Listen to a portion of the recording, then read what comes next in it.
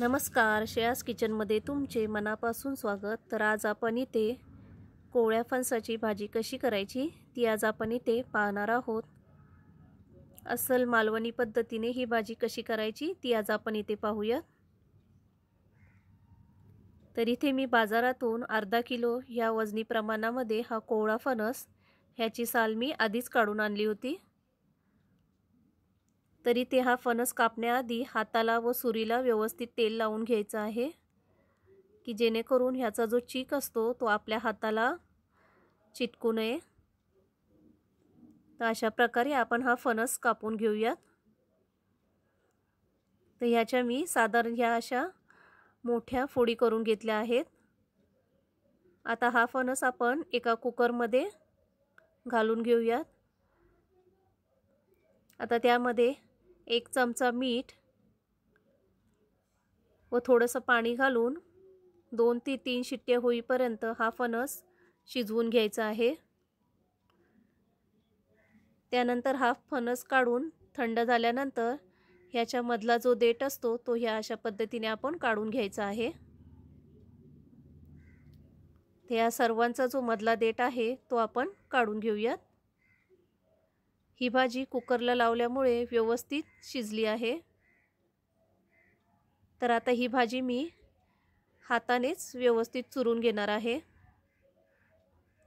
जर तुम्हाला हवं असल्यास ही भाजी तुम्ही ठेचून घेतली तरीही चालेल। या अशा प्रकारे ही भाजी मोकळी करून घेतल्यानंतर आपण यामध्ये पुन्हा 1 चमचा मालवणी मसाला, थोडीशी हळद घालून या भाजीला हा सर्व मसाला व्यवस्थित लावून घ्यायचा आहे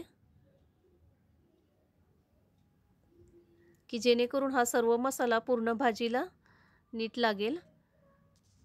तर एका बाजूला मी 4 चमचे इतपत तेल तापत ठेवलं होतं। त्यामध्ये 1 चमचा मोहरीची फोडणी घातली आहे। मोहरी तडतडली की त्यामध्ये 1 चमचा जिरं घालूयात। तर इथे मी 7-8 लसणीच्या पाकळ्या बारीक चिरून घेतल्या होत्या, त्याची फोडणी करून घेऊया।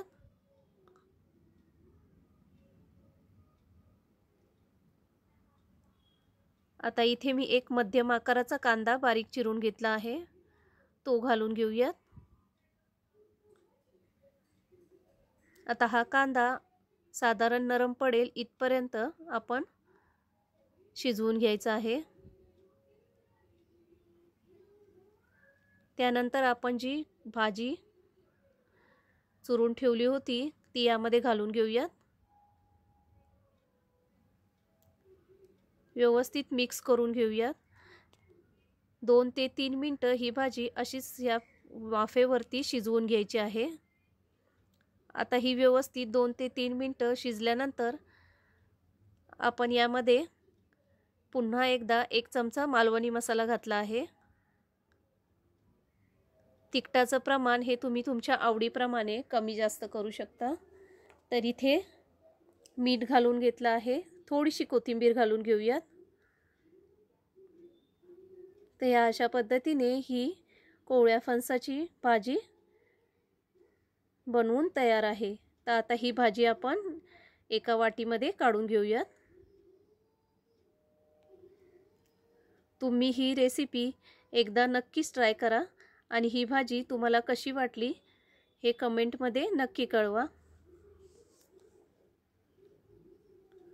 जर तुम्हाला ही माझी रेसिपी आवडली असल्यास माझ्या व्हिडिओला लाईक करा, शेअर करा आणि सबस्क्राईब करायला विसरू नका। चला तर पुन्हा भेटूयात नवीन रेसिपी सोबत। नमस्कार।